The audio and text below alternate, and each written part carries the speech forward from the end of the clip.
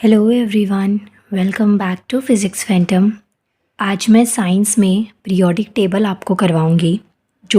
ये जो टेबल है ना, पीरियोडिक टेबल आवर्त सारणी, ये एक ऐसा टॉपिक है जिसके क्वेश्चंस आपको हर एक एग्ज़ाम में देखने को मिलते हैं। चाहे आप किसी भी कॉम्पिटिटिव एग्ज़ाम की प्रिपरेशन कर रहे हैं, ऑलमोस्ट एग्ज़ाम में इससे रिलेटेड क्वेश्चन आता है और ये सिलेबस पर्सपेक्टिव से बहुत ज़्यादा इम्पॉर्टेंट होता है।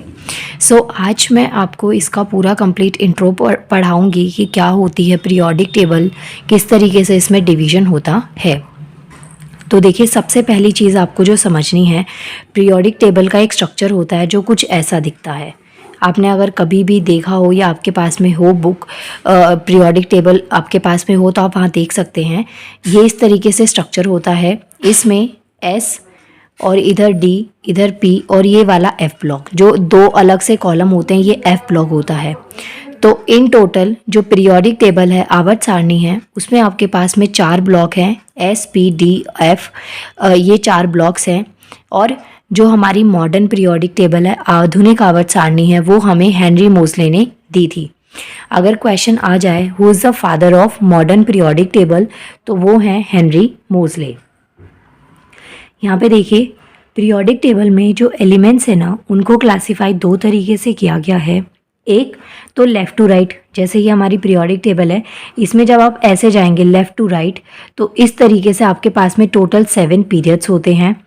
और अगर आप इस तरीके से जो मैंने डिवीजन बताया ना, ये 1 2 3 4 ऐसे टोटल 7 होते हैं। और ये जो टोटल आपके पास में ग्रुप आते हैं, ये टोटल होते हैं 18 ग्रुप। तो हमारी जो मॉडर्न पीरियोडिक टेबल है, उसमें अगर आपसे क्वेश्चन पूछ लिया जाए कि कितने पीरियड्स है, कितने आवर्त हैं, तो वो हैं 7। और ग्रुप जो है वो समूह टोटल 18 हैं। अब जो पीरियड्स हैं, 7 पीरियड्स हैं, इनकी जो नेमिंग है, मतलब ये जो 7 नंबर क्यों दिया गया, जो हमारे म्यूज़िकल नोट्स हैं, सारे गामा पा धा नी सा, उनके बेसिस पे ये जो 7 पीरियड्स है ये बनाए गए हैं। अब बात करते हैं ब्लॉक्स जो हैं। ये 4 ब्लॉक मैंने आपको बता दिए। ये वाला एस होता है, ये डी होता है, ये एफ होता है, ये पी है और ये एफ ब्लॉक है। सबसे नीचे जो अलग से कॉलम है वो एफ ब्लॉक है। तो अब यहाँ पे ये जो 4 ब्लॉक है, इसमें नंबर ऑफ ग्रुप्स कितने होते हैं? देखिए, इन टोटल होते हैं 18। लेकिन अगर एस पी डी एफ की बात करें तो देखिए, एस में होते हैं 2 और डी ब्लॉक में होते हैं 10, पी ब्लॉक में होते हैं 6 समूह, 6 ग्रुप, और एफ ब्लॉक में होते हैं 2। अब यहाँ पे आप काउंट कर सकते हैं, 10 और 6 12 हो गए, 10 और 6 16 और +2 आपके पास में इन टोटल 18 समूह हैं, जो कि ये इस तरीके से इनका डिवीजन होता है।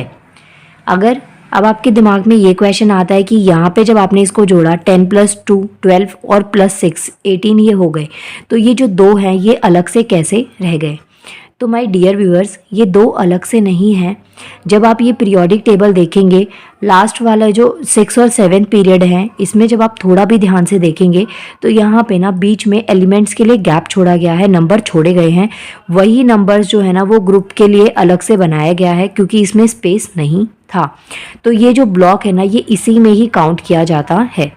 तो आपको याद रखना है, अगर एलिमेंट्स का क्लासिफिकेशन पूछा जाए तो टोटल 7 पीरियड्स होते हैं और 18 ग्रुप, 18 समूह होते हैं। अब एक चीज़ और समझते हैं पहले यहाँ पे, जैसे कि जो इलेक्ट्रॉन्स होते हैं, इसमें जो एलिमेंट्स है, जैसे मान लीजिए, मानना क्या है, ऑब्वियसली जो ऑक्सीजन है, ऑक्सीजन का एटॉमिक नंबर है 8।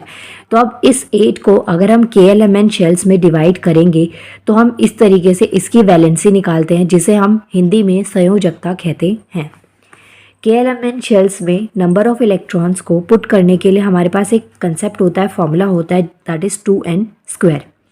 अब 2n² में क्या हो गया, जैसे आपने 2 लिखा, n यहाँ पे k कितने नंबर पे है, 1 पे है, तो आपने क्या किया, 2। तो यहाँ पे k में नंबर ऑफ इलेक्ट्रॉन्स कितने आ सकते हैं, 2 आ सकते हैं। ऐसे ही आप L, M और N, इन तीनों का भी आप इसी तरीके से कैलकुलेट कर सकते हैं। इसके अलावा जो हम पीरियोडिक टेबल देखते हैं ना, उसमें आपने कई बार ऐसे भी देखा होगा, x लिखा होता है, फिर a होता है और z होता है।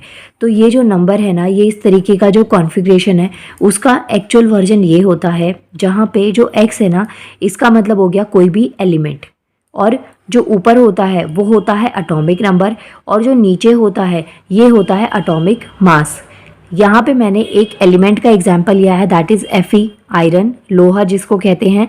आप यहाँ पे कोई भी एलिमेंट आप ले सकते हैं, कोई भी एलिमेंट। आपको क्या चीज़ करनी है, ऊपर इसका अटोमिक नंबर होगा। जब भी ऐसे आपको रिप्रेजेंटेशन दे दी जाए, कई बार एग्जाम में ऐसे डायरेक्ट क्वेश्चन आ जाते हैं, जो 10th बेस पे एग्जाम्स होते हैं उनमें मोस्टली आपको ऐसे डायरेक्ट क्वेश्चन देखने को मिल जाएगा। क्या होगा, आपको ऐसे एलिमेंट, ये एक स्ट्रक्चर दे दिया जाएगा, फिर आपको बताना होगा कि यहाँ पे जो एक्स है ना वो इसमें क्या रिप्रेजेंट करता है। तो आपको पता होना चाहिए कि ये जो सिंबल होता है या जो एलिमेंट होता है वो एक्स उसको रिप्रेजेंट करता है। ऊपर अटोमिक नंबर होता है और नीचे अटोमिक मास होता है। तो ये चीज़ आपको ध्यान रखनी है। अब बात करते हैं 18th ग्रुप जो मैंने बोला। तो जो 18th ग्रुप है ना उसे हम नोबल गैस कहते हैं। मतलब कि 18th ग्रुप पी ब्लॉक में आता है, सबसे लास्ट वाला ग्रुप है जिसे हम नोबल गैस या फिर अक्रिय गैस से डिनोट करते हैं। ये काफ़ी इंपॉर्टेंट है। कई बार क्वेश्चन में आपसे एग्जाम में ये क्वेश्चन पूछ लिया जाता है कि जो नोबल गैस है, अक्रिय गैस है, उनको पीरियोडिक टेबल में आवर्त सारणी में कौन से ग्रुप में रखा जाता है। तो सीधा सीधा क्वेश्चन है और इसका डायरेक्ट आंसर आपको 18th ग्रुप टिक करना है। इसके अलावा जो 17th ग्रुप है, 18 से पहले जो 17वां ग्रुप आया, जो कि ये भी पी ब्लॉक में एग्जिस्ट करता है, तो इस ग्रुप में हम हेलोजेंस को रखते हैं। हेलोजेंस का मतलब होता है सॉल्ट फॉर्मेशन, मतलब कि जो लवण बनाते हैं। कैसे बनाते हैं, क्या क्या चीज़ें आती है, वो मैं अभी आगे आपको डिटेल में एक्सप्लेन करूँगी। बट आपको नाम याद होने चाहिए कि जो 18th ग्रुप होता है उसे हम नोबल गैस ग्रुप कहते हैं, अक्रिय गैस का समूह कहते हैं। 17th ग्रुप को हम हेलोजन ग्रुप कहते हैं। इसके अलावा जो लिथियम है, जैसे यहाँ पे देखिए हाइड्रोजन होता है, फिर इधर आपका हीलियम आता है और इधर आता है लिथियम एस ब्लॉक में ही। तो जो लिथियम वाला ग्रुप है उन्हें हम अल्कली मेटल्स कहते हैं। अब अल्कली मेटल्स में और क्या क्या नाम है ये यहाँ पे आपको मैंने दे दिए हैं, मैंने ये सिंबल में लिखे हैं। आपको मुझे कॉमेंट में बताना है कि इनके जो सिम्बल्स हैं इनका नाम क्या है। जैसे कि Na मतलब सोडियम हो गया, K मतलब पोटेशियम हो गया।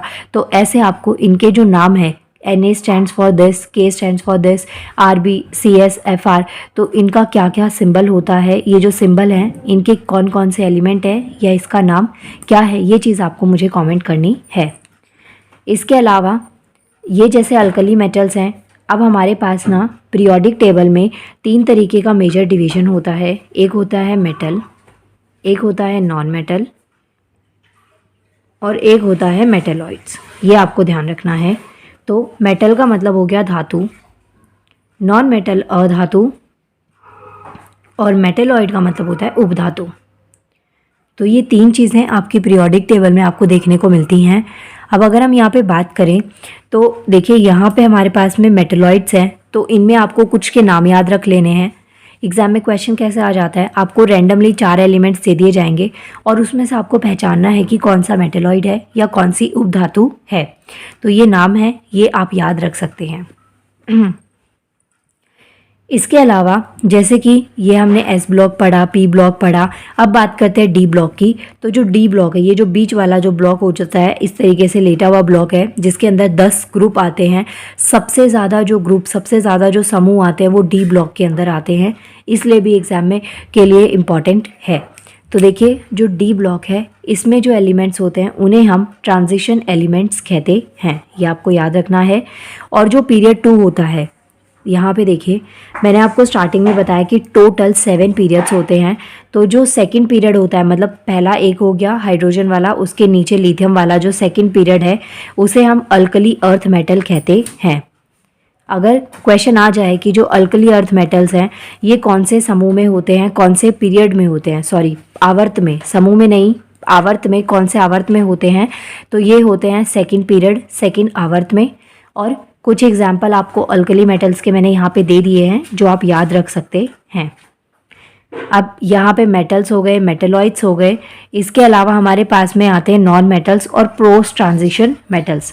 पहले आप नॉन मेटल्स देखिए, जैसे कि कार्बन हो गया, नाइट्रोजन हो गया, ऑक्सीजन, फॉस्फोरस। तो इस तरीके के जो एलिमेंट्स हैं ये हमारे नॉन मेटल्स मतलब कि अधातु में आते हैं।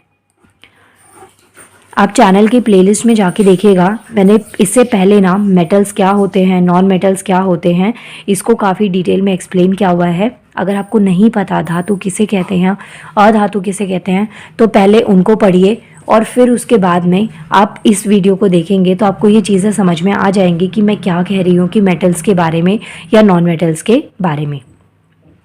ये जो था ना, ये हमारी पीरियोडिक टेबल का पर्टिकुलर डिवीजन है कि क्या क्या चीज़ें इसके अंदर आती हैं। अब ये वीडियो का फर्स्ट पार्ट है पीरियोडिक टेबल का। इससे सेकंड पार्ट में मैं आपको हेलोजन्स पढ़ाऊंगी, मतलब कि जो मैंने यहाँ पे ये लिखी है ना terms, noble gases, halogen, alkali metals, तो इनको क्या कहते हैं, इनका मीनिंग क्या होता है और इसमें किस तरीके के एलिमेंट्स को डाला जाता है। तो ये चीज़ मैं आपको नेक्स्ट वीडियो में इसके सेकेंड पार्ट में पढ़ाऊँगी। सो प्लीज़ अगर आप चैनल पे नए हैं तो चैनल को सब्सक्राइब कर लीजिएगा। इसके अलावा बेल आइकन को प्रेस करना बिल्कुल भी नहीं भूलिएगा, जिससे कि आपको वीडियोस की नोटिफिकेशन मिलती रहेगी टाइम टू टाइम।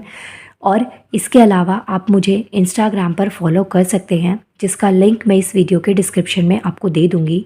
नाउ मिलते हैं नेक्स्ट वीडियो में and thank you so much.